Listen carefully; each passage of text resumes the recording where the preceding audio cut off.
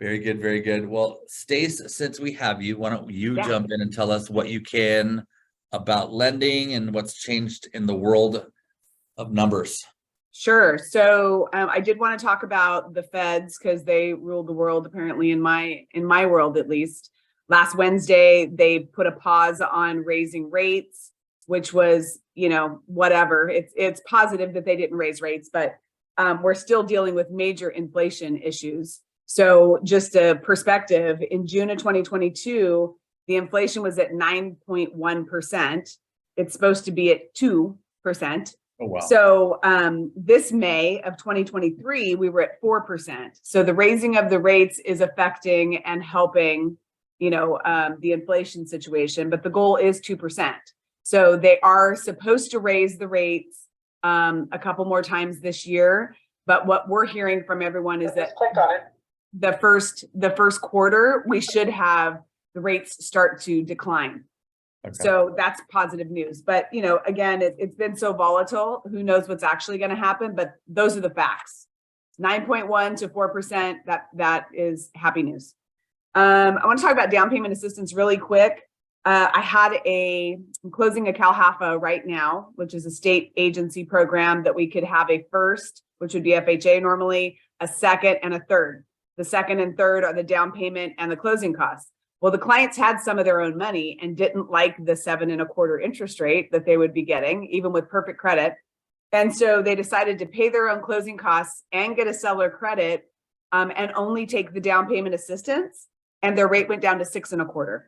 So it made a huge difference in their payment just using their own money. So that's a great strategy to not take all of the money that they're offering. Okay.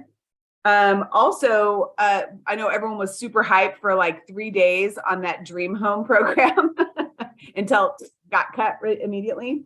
What I've been telling people, because they're still asking me about it, is make sure that your lender, and I can send it to you, send you the link to take the class. $99. It's an extra class just for that program. And basically, you'd be ready when they disperse more funds. And I think they will, but it may not be until January. We just don't know. The class is good for 12 months. So do that, because that's what kicked everybody out. Nobody could get their appointment for the class, and then they were just dead in the water. So, so take the class. I can send them the link, and then it's good for 12 months. Very cool. Very cool. Thank Pretty you. much it. Yeah. Cool. Cheryl's got a question for you. So go ahead. Sure. Hey, Stacey. Hi. Just your intake on this. I know this is, we don't all have a crystal ball, but, when you talk about the inflation rate, it seems, are those figures and stats like not live time? Because it seems like the inflation is getting worse and worse and worse. When you said it was, what did you say it was? 4%? Yeah, 4%. 4% currently is what they reported in May of 2023. Yes. Right. So last month. It seems so much higher than that. It does seem higher than that. That's literally, I pulled that offline this morning, that stat. So, maybe it's who's reporting it, but this was from a federal website. So maybe they're playing with the numbers a stitch. But yeah, that's what I read just before we went online. And maybe we're not talking about the same inflation figures, but potentially, yeah. What I'm hearing is that it's more like 12 to 14 to 15%. But so maybe I'm not talking about the same thing. I don't know. Well, yeah. So talking about what we've gone through and seen with over the year, but they've curbed it. I mean, I've every number I've seen and heard has always been, it's been curbed by half. So from 94-ish. But I thought that seemed really low, and you would think we'd be in a better financial position if we were at 4%. So I agree with you, Cheryl. That's just the numbers I pulled offline this morning. So maybe we're not seeing reduction in pricing yet to match the 4% or whatever that figure is. Yep. I have a question too for Stacey. Yeah. Can you explain what the CalHFA program is? Yes. So it's one of the most popular down payment assistance programs that we use. It's kind of my go-to. I always go back to it. They come out with all these different programs, and then you go back to CalHAPA and you're like, CalHAPA is still better. So it's a state-run and funded program. It's always there. So like the Dream Home came and went. Sorry, my dogs are going crazy. If you guys can hear that in the background, someone's in my yard, I'm sure. So it's a state-funded program, and there is, normally we do a 3-pack. So one of the second would be the down payment assistance, and then the third would be the closing cost assistance. And so with that package, they're usually only coming in with a few thousand, and usually we can get the seller to, even in this market, get the seller to offset that amount. So normally I tell people you have to have at least have your earnest money deposit, maybe more if the seller is not willing to contribute, because it doesn't cover all of it. And the calculations and the amount that they allow, there's a lot of things involved in that. So I don't want to tell you exactly what percentage it is, but it's a great program, and it's always there. And you only have to have a 640 FICO for it. Oh, okay. Is there an income restriction? Like how you have to make? There is, but it's like 200,000. Oh, okay. Yeah. Okay. Thank you. Yeah, you got it. Thanks, then. Cool. Very good. Very good. Thank you, Ms. Medinas. We appreciate you.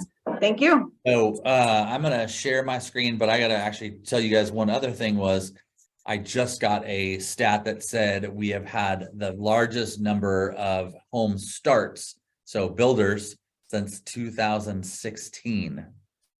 So we know there's not a lot of inventory out there yet. The builders are the ones that have the inventory. So for you guys that have clients that are not, can't find this, that, the other thing, I would be looking at every single builder going and learning their programs. They're still paying commissions, hopefully for another couple weeks, couple months. But you guys all know when they have control, they will cut back our commissions. So just an FYI. I feel like they're already doing that, by the way. Oh yeah. Because I think KB was paying out 2.5 to 3. They're now down to 2. Lennar is 1%. Lennar I just got is that information today. Gosh, that's terrible. Back down. So They're only giving popsicles now, not ice cream. they're only giving popsicles, not ice cream. All right, that's awesome. That is funny right there. Cool. Very good. Very good. All right, so I'm going to share my screen. I wanted you guys to see a couple of things. Like everything is so knee-jerk reaction. Yeah, I would agree. If you guys have not seen my email about this yet, you'll be getting a couple of emails. This Friday at 1 p.m. Pacific Standard Time is the EXP State of the Union address, which will be Glenn Sanford, Michael Vadez, Jay Kinder, and our very own Mr. Brent Gove. So, Stace, you get all the emails, right? I have you included in our messaging. Okay, cool. And then Paul, you're newer, so you should be starting to get these as well. And you guys, if your phone number and your email address are into our system and Kelly has done your onboarding, then you will be getting emails about this. So I would highly recommend you guys get on and check this out. It's going to talk about the state of EXP as a whole. It's also going to talk about the state of the industry as a whole. And leading into that was Stacey's information, obviously about lending and what we're seeing in home starts. We see inflation. But the other thing to realize is there are people running for the hills. There are people getting scared. There are major companies that are having big issues. But if you guys look at the stock for EXP, it is back up close to $20. It was down 10, 11-ish.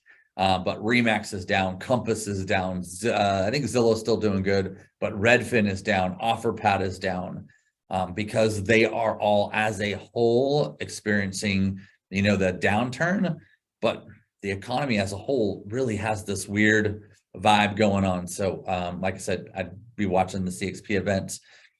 It will be recorded most likely. I'm sure it'll be available on the YouTube channel. So just look for that stuff, but we are going to, like I said, send you guys messages and the links and all that kind of good stuff. So look for that in your emails and text messages. It's Friday the 23rd. That's this Friday the 23rd at 1 p.m. Pacific Standard Time. So Are they gonna have a live link somewhere? you just go on your website. Yeah, it's expstateoftheunion.com. Yeah, I got the notice. Okay, good. But Gotcha. I clicked on it and all it does is. It takes you to a Zoom call. It does, correct. So just so you guys know, it's going to be on a Zoom call. And just when you go to that web address, it'll just lead you right to that. So, all right. The other thing I want to chat with you guys about is my good friend Gail DeMarco just invited me to this, and I'm going to invite you guys to it. It's called Rockstar Agent. So I just paid my $96. I want to find her little thing here. Where's she at? It is an accountability and kind of coaching. So if you guys are interested, I'm going to send out a message about this. Oh, is it? Hold on. Sorry. All right. So I'm going to play this for you guys so you guys can check this out. Hey guys, Gail DeMarco. For those of you that don't know me, I am a team leader. I'm also in the trenches with you. I have a team in California. I also have a team that I'm building here in Florida. So let's all admit that spring kind of sucked, right? It did not have the momentum it normally has. You know, I think you can be honest and say we were all a bit disappointed. So as a team leader, I'm always struggling to figure out, not just for myself, but how can I move the pendulum forward? How can I get momentum for my agents? Not everybody likes my style. My style, I'm a heavy duty prospector, I'm very trained, and I love calling strangers. I love FSBOs, I love expireds, I love open houses. I'm a high D. So what about this? I got together with, my mind is kind of blown. So I'm gonna give you my Reader's Digest version. Myself and 9 other people that are the top agents, influencers, and productive team leaders have gotten together, and we decided to bring something to you that nobody's ever done.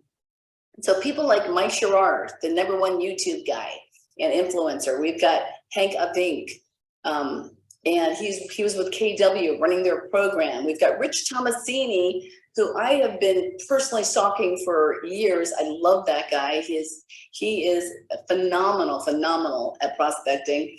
Randy Bird, my coach. Randy Bird is going to be part of this. We've got so many different people that have agreed for the next 4 months, we're going to be doing a production game. So here's what it looks like. It's 1 month of training. It actually started last week, but I have all the videos of the recordings. And then July 1st, we are going to be competing. We're going to be in our own teams, and then we're going to be competing against those other teams for production. Here's how it works. Everybody takes a disc test. If you know what you are, then that's great. Then we have a list of different styles for different people. So for me, I'm a high D. I love prospecting. Somebody who is a high I really probably likes more sphere, more of the Mike Sherrard way. Based on your personality, we're going to tell you exactly what you need to do if you want to make $250,000 a year, $500,000 a year, $1 million a year. So you put your money goal there, and then it tells you you need these many points every single day. You just need to pick two of the different types of prospecting. It could be open houses, it could be events, it could be phone calls. It could be anything that fits your personality style. We don't want you doing 10 things. We just want you to do 2. So then every day it'll say you need 54 points or you need 100 points based on what you're putting in for your goals. And guess what? Everybody gets to see what you're doing. So it's not to discourage you, but it's to encourage you. So at the end of the day, you're kind of like on a Weight Watchers for production. We're making it simple, keep it really simple. So there's no way that you're all the white noise. Let's face it, at EXP, actually everywhere, there's so much white noise. And where do we go? What do we do? So we're going to make it simple. You do a certain amount of things 4 days a week, and you're going to hit your goals. Now, the best part is we've got all these different people coaching us, right? Guess how much it is? We're doing it for free. I'm not getting paid a penny, not a penny. Okay, this is exclusive to you. There is a charge for the platform. It's $500 a month. I'm kidding. It's $96 a month. 96 bucks. We don't make a penny. It goes to the KW agent that invented the platform. I don't think he's active anymore, but he's running this amazing platform for the game. So at the end of the day, we want you to be productive. We want you to win. We don't want you to go get a job. But if we give you the tools and you don't succeed, it's your fault. It's on you.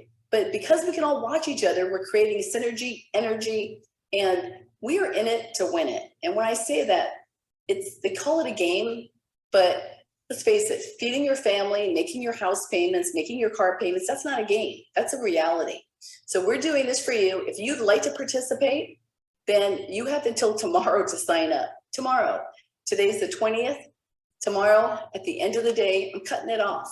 You guys have We don't know which one of these coaches you're going to be placed under, but you're going to have somebody phenomenal. And like I said, it's every single morning. We're going to have accountability, 6:45 a.m. Pacific time. Then we have a production call at 12 noon on Mondays. Then we've got a whole list of things in this email. So pay attention, put it on your calendar, and let's just crush this together. I'm so freaking excited for my team and for you. So if you guys at home watching this Zoom, you guys can actually join even if we're kind of into the process, if you don't see this until then. But you guys have the ability to join in. And for you, those of you that are not even in real estate as agents, if you're a lender and you want to be a part of it, you can do that as well, just FYI. So that is what I wanted to share with you guys. Today, we were supposed to have a panel, but it didn't quite go exactly as we had planned. So we're going to just kind of talk today about transaction coordinators. Stacey doesn't use a transaction coordinator, but she does use a processor, and that is someone that does all that back end stuff. So for you guys, TCs are super, super important. And we have the best TC in the world in the room with us.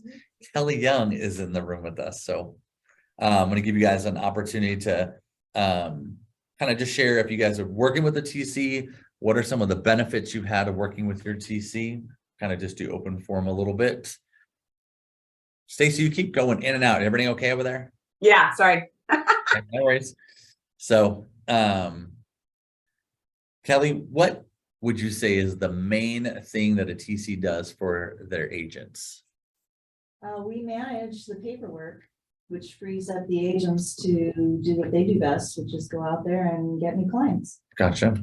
Very good. What's the main software that you guys use? Probably SkySlope Gotcha. is the main, or also Zip Forms. We'll get in there and create the disclosures and that kind of thing. So the agent doesn't have to deal with that. Cool. Very, very good. Is there anything else you guys use from a standpoint, like just for your timelines, any kind of calendars, anything else? I mean, every TC is a little different in how they manage their business. And I would also say that agents have a specific requirement, like, hey, I work with this TC because I just want someone to file the paperwork. And I know there are TCs. I know Zach's team, Audrey, they have their TCs who kind of actually acts as an assistant even more. So is there anything else you guys use? Well, I have my own personal things that I've created, like a checklist. Gotcha. And that kind of thing. I'm not sure exactly. But I mean, I'm just trying to gauge. Whatever Yeah. it is I need to do what I need to do. So. Gotcha. No worries. No worries. Cheryl, you've had your TC for a long time. James, he's been with you for a while, right? How long? Probably 20 years. Wow. Okay. So that's why you're so good. that shows your loyalty to that person, but it also shows that you guys, I would think, have a very, very good system down between the two of you. Yeah, it's kind of sensitive. That's a sensitive question right now because I have been having some problems with my TC because I do have a lot of expectations. And when my TC gets busy, he has a habit of never mind. I love my TC, but I am curious to know what expectations other people have about their TC. Gotcha. Because in my business, I'm getting to the point where I do need to have an assistant that does a little more than file the paperwork. And I don't mean to say that in a condescending way. It's I couldn't do their job. That's why I hired one, and I would pay more to have him even do more. But a lot of the TCs that are good are super busy Yeah. and they can't really take on any more. So, it's a tough job. I mean, so I'm curious to know what other people expect their TCs to do and what the other TCs are doing. So I just got licensed in Utah, and I have a TC in Utah. Oh. And she gave me an outline of all the things she did. And there was a lot of stuff on that list. I mean, it was pretty much an assistant type list. She Gotcha. followed up with all of the timelines. She was licensed. She could, write contracts. She did a lot of stuff, scheduled inspections. Wow. So, That's a lot of the assistant yeah, stuff. yeah, it was a lot. So, Does she Wait. charge more? I was just gonna say, is the cost No. more? she didn't, Wow. so, Is the cost of living over there lower? no. I was gonna say, yeah, I'd say it's pretty equal Yeah, to us here. yeah. Gotcha. Actually, that market is higher than our market. Oh, wow. Okay. Yeah. Like Bay Area or no, not? Yeah, Oh, wow. Bay Area market. So Wow. it's near Park City. Okay, that's what. Yeah, and Gotcha. it's really hot, right? But, so it was kind of a sensitive question. I didn't want to Yep. throw my TC under No, the no, bus, fair 'cause enough. I've been with him for 15 years and I love him to pieces. Yeah. but, that's my story. Gotcha. No, and as I watch from the outside, I see the scope of work for people. And Kelly obviously has a very good understanding of what RTCs do. But like I know Teresa Tift, she ultimately steps in and is side by side with her agents, at least a couple of them that I know, which is obviously the Cheek team.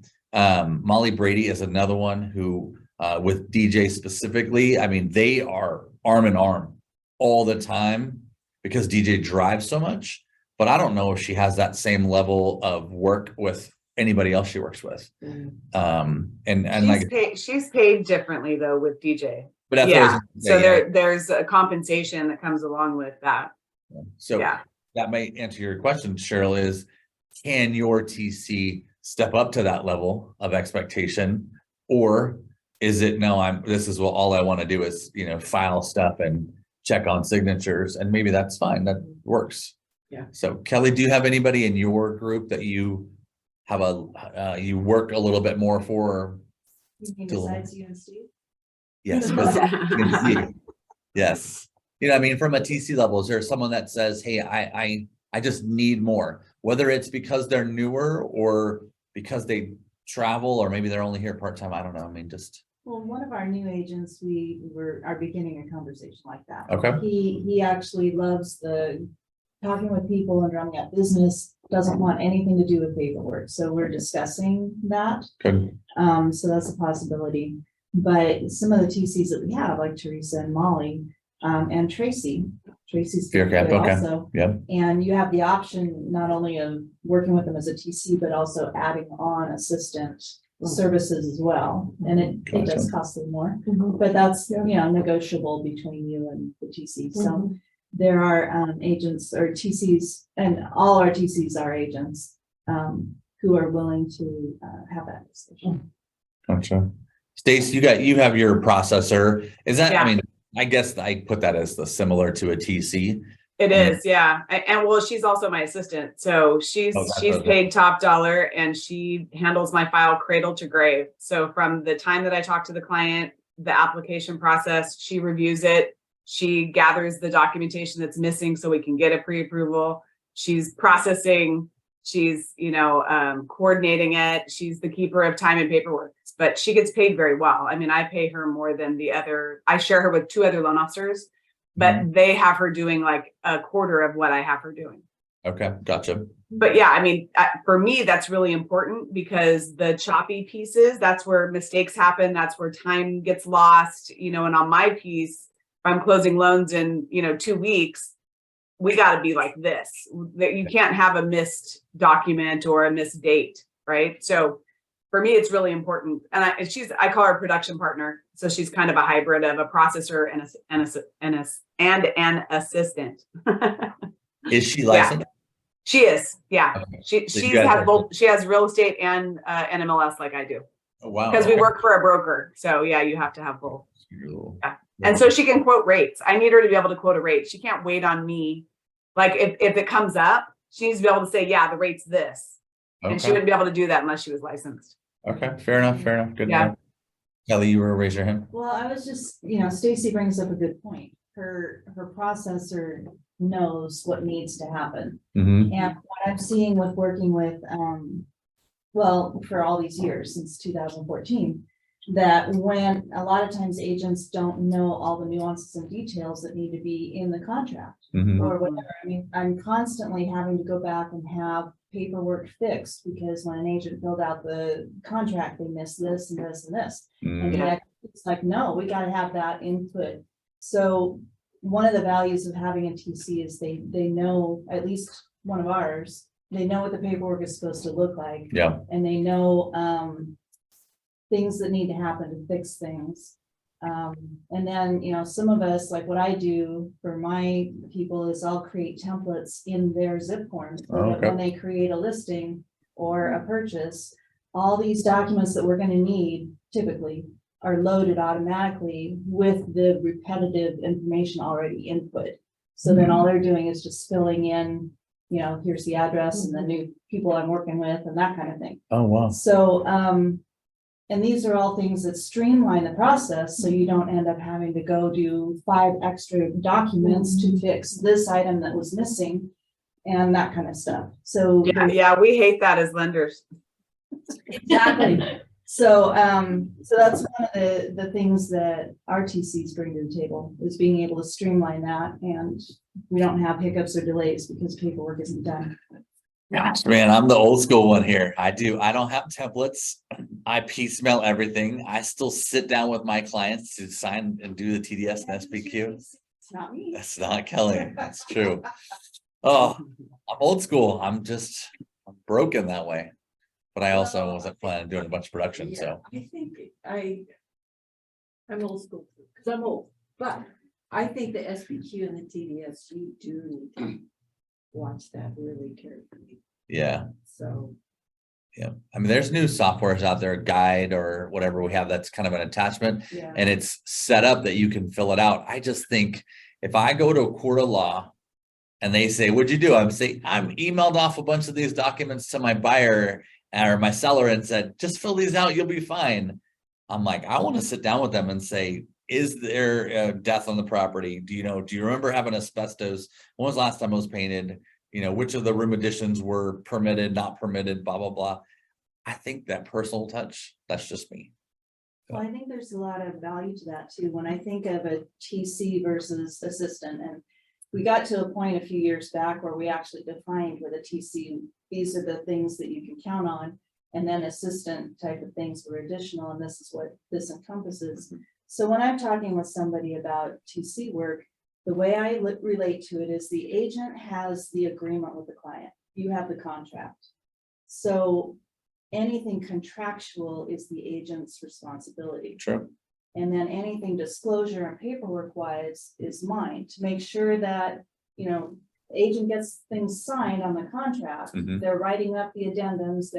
You're the one who knows what's going on in the transaction and needs to be the one making the decisions because you have the input and the relationship with the client and the responsibility. But I can make sure that all of the signatures are done. If something's missing, we need this document to fix that. And that type of thing. And then with regards to the contingency removal, because it involves your client's money, when you instruct me to get it signed, I'll get it signed, but I send it to you so that you can submit it when you're ready. Yeah. Because I don't want to send it to the other side. And meanwhile, something's going on over here and suddenly we're not wanting to do that contingency removal. Yeah, that's a good idea. So, so that's kind of the way I relate to TC versus assistant. Okay. If that, it's kind of a way to think of it in terms of, okay, this is what I can expect from a TC. And then, going beyond that, assistant stuff. Gotcha. That makes sense. It does. And all of our TCs that usually work within our office are licensed agents. Have you guys ever had anyone on the other side say, well, you as the TC is acting like an assistant or acting like an additional agent? I have had people on the other side acting as an assistant or an agent. Mm-hmm. I haven't had somebody talk to me about Okay. that I was overstepping. In fact, I've actually had them send me documents that they should have sent to the agent. Mm. And I'm like, okay, you're trying to, something they've been like a contingency removal, they're trying to get the agent. It's not happening, so they send it to me. Oh, they're trying to go Mhm. around. Okay. And, sneak. Interesting. So it's something that needs to be paid attention to. And one of the things that I've seen, the value of a licensed TC versus one who's not. A licensed TC has some real estate insight and perspective. Yep. Where an unlicensed one doesn't. And so an unlicensed one, they're just focused on signatures. Whereas the one who's real estate related or realtor also knows the dynamics of how these things fit together. Yeah, how the contract works. Yeah, got it. Very, very good. Well, for I those- think I was Okay. going to say, I think that the communication of what the expectation is important up front, but also you have to, like with Cheryl's situation, you have to start reevaluating what do you actually expect for them, and do I have to renegotiate your cost, and do you even have the capacity to do what I need you to do? Right. And that is something that my assistant or production partner and I have conversations all the time about. Like sometimes I have to jump in because the other people got 5 contracts and I need something done right this second. And I don't mind doing it. She'll get to it by the end of the day, but you have to be real clear on what your expectation is and what does that equate to in monetary value, Yep. And as you guys go through your careers, you'll have your ebbs and flows where you have a lot of more volume. Or, the market's slow right now as a whole, there's not a lot of inventory. There's a lot less contracts going through. So maybe you can, scale it back and do a little bit more on your own to keep a couple of bucks in your pocket. But when you get to a certain level, your goal is to go out and get more business. I mean, give up an extra, TC range 300 is probably the minimum I see right now. And it's really probably closer to 400 is the average. But I know several TCs that are $600 and $800. And I figure if I'm making a $10,000 to $15,000 commission, $600 to $800 really isn't that much for me to give worth up. it. Yeah. Yep. When I'm gaining time to go out and get the next transaction. So I think, and you want to keep your people fed too. So my concern is I wouldn't ever cut back what she was getting paid because she relies on that for her own household, so like I still have to pay her the same amount. I may just help her out every once in a while, but as long as they're worth the money. Yeah. They got to be worth the amount. Yeah. So very, very good. Any last minute questions, thoughts, ideas about TCs and assistants from the peanut gallery here? Zach is still learning, so he's typing and trying to get down every single word I say. Oh, sure. I'm sure he is. Cool. Well, if that's it, nothing else. Stace, thanks for being here. As always, we appreciate you. And you don't get a chance to win though. Sorry, even though I like you. Too bad. I'm going to come in and I'm going to bring lunch. So maybe we can announce that in advance. Maybe we'll get more people to go. Possible. But I think you're right. It's true. When we have a meal or lunch. Yeah, but I'm with Stace though. I think it's summertime. It's the middle of June. I think over the next 6 to 8 weeks, we're going to probably have smaller classes, which, hey, that's just the way it goes. At least for us, we record everything and keep it online for our database for our people to watch. So if you guys aren't catching it live and in person today, the 21st of June, you can watch it the 21st of July and you're still going to get the great information. Good to see Stacey's smiling face. So thank you much. Appreciate you. And someone's going to win a gift card today. But it's not, and it's probably not you, Stace. Bye. Bye.